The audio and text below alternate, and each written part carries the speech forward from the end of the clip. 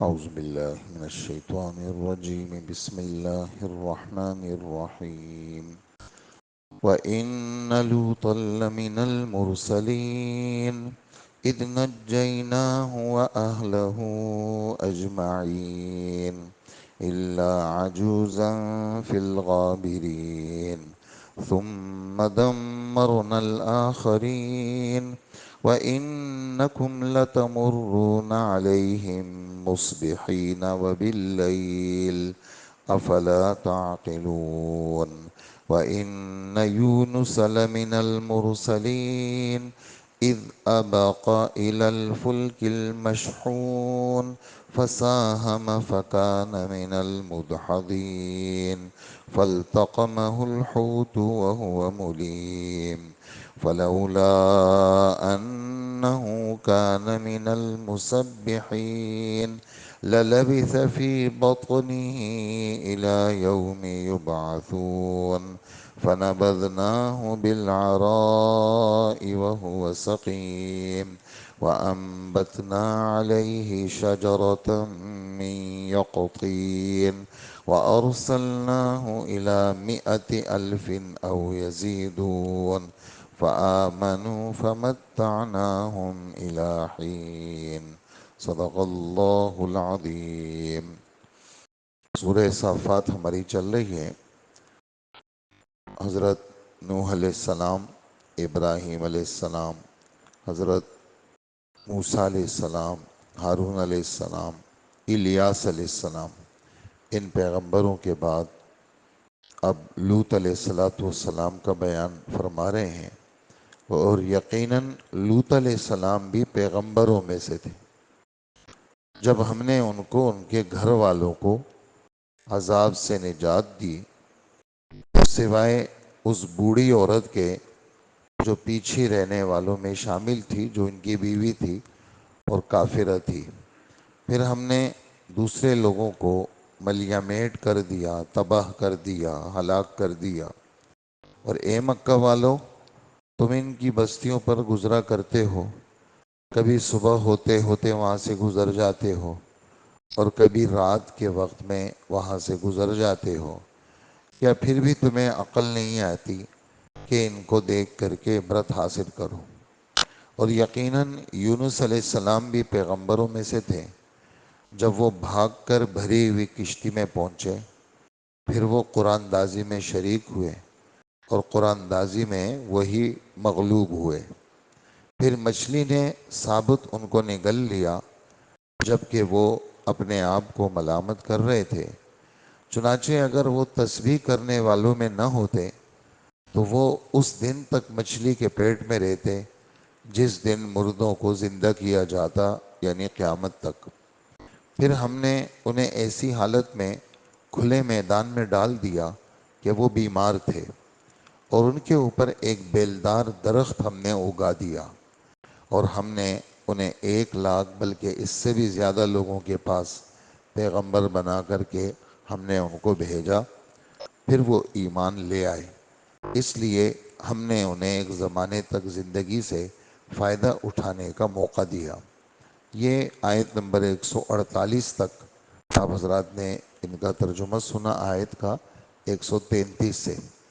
اور چھٹے پیغمبر چونکہ لوط علیہ السلام ہیں، اور اردن کے پاس ایک علاقہ ہے صدوم نامی اس کا نام ہے، تو وہاں پر اللہ پاک نے ان کو نبی بنا کے بھیجا تھا۔ تفصیل سے ان کا قصہ بار بار آ چکا ہے، اور ان کے گھر والوں کو اللہ پاک نے عذاب سے بچایا۔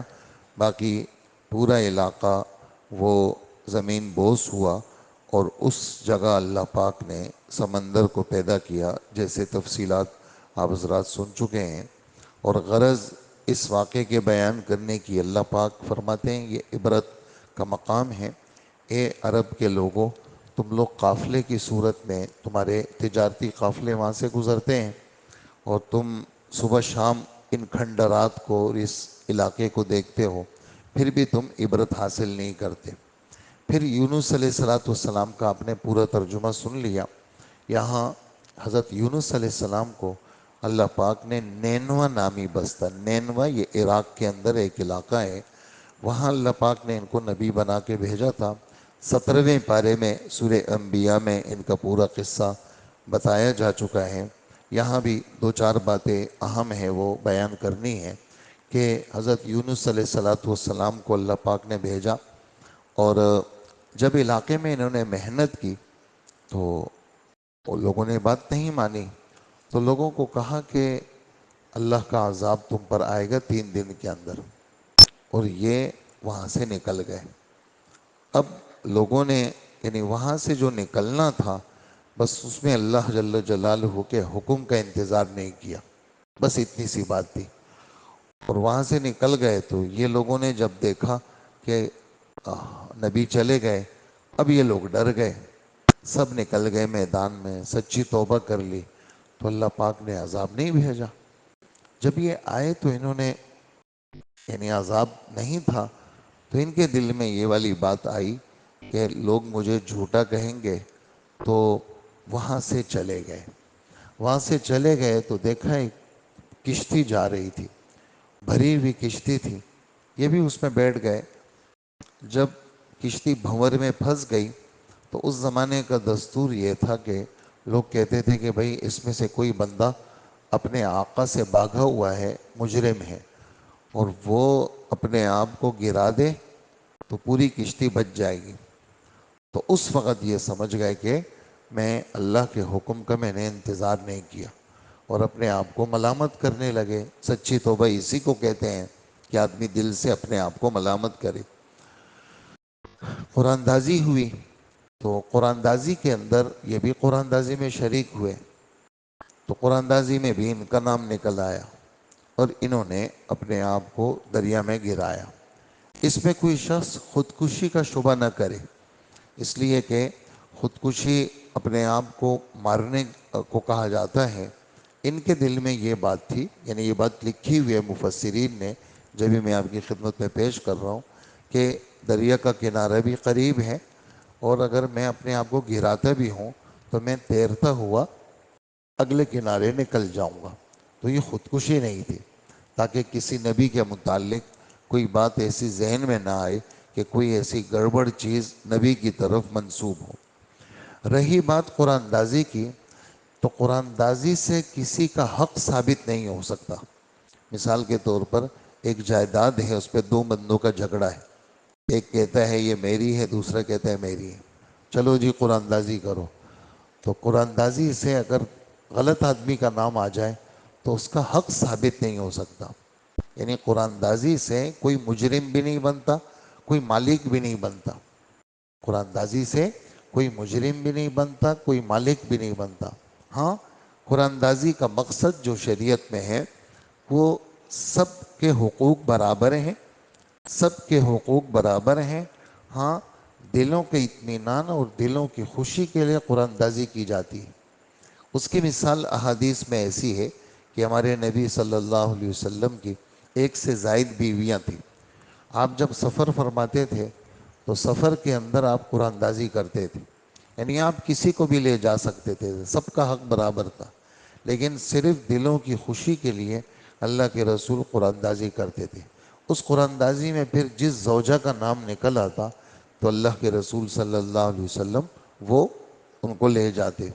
تو یہاں یہ میں نے مسئلہ اس لیے بتایا کہ یہ جو قرآن دازی ہوئی یہ حضرت یونس علیہ السلام کو مجرم ثابت کرنے کے لیے نہیں تھی کہ جی یہی مجرم ہے، اور دیکھو قرآن دازی میں بھی ان کا مجرم ہونا ثابت ہو گیا، یہ بات غلط ہوگی کہ کسی نبی کی طرف ایسا لفظ استعمال ہو۔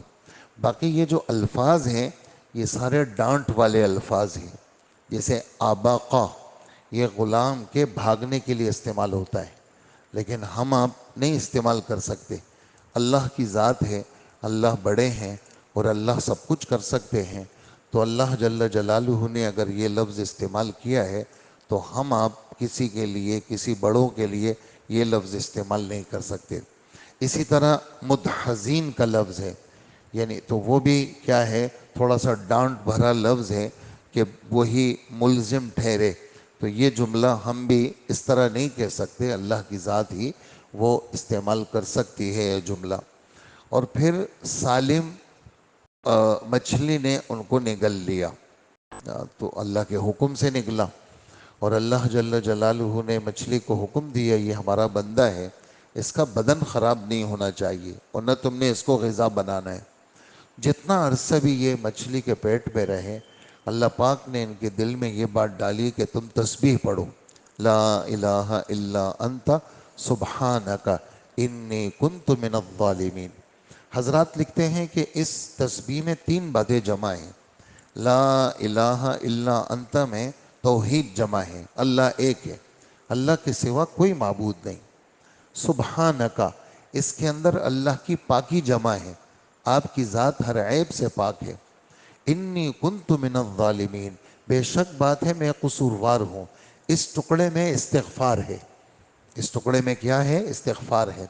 اور آپ صلی اللہ علیہ وآلہ وسلم فرماتے ہیں کسی پر کسی قسم کی کوئی بھی مصیبت آ جائے تو اللہ کو یاد کرے، اپنے گناہوں کی معافی مانگے، اللہ اس کی مصیبتوں کو ختم کر دیں گے۔ تسبیحات اور استغفار، اس سے مصائب کے دوری کے اندر بہت بڑا دخل ہے۔ اور عرصہ دراز سے بزرگوں کے معمولات میں ہے یہ، جب بھی قسم کا کوئی ایسا حال آ جائے تو اس کلمے کو 1.25 دفعہ پڑھا جاتا ہے۔ ہاں، گھروں میں بہت سارے لوگ جمع ہو جاتے ہیں، دانوں میں یا تسبیحات میں اس کو پڑھتے ہیں۔ ابھی تو کاؤنٹر آ گئے جی، ہر آدمی کے پاس کاؤنٹر ہوتا ہے تو اس میں ذرا سہولت ہو جاتی ہے، تو وہ اس میں گننا آسان ہوتا ہے، تو لوگ اس کو 1.25 دفعہ اس کو پڑھ لیتے ہیں۔ تو فرمایا وہ مصیبت، وہ پریشانی، وہ تکلیف اللہ ختم کر دیتے ہیں۔ اور حضور صلی اللہ علیہ وآلہ وسلم فرماتے ہیں اللہ کا بڑا نام بھی اس میں ہے، کہ یہ جو کلمہ ہے اگر کوئی شخص یہ پڑھ لیتا ہے، اس کے بعد اللہ سے جو دعا مانگتا ہے اللہ پاک اس کی دعا کو قبول کرتے ہیں۔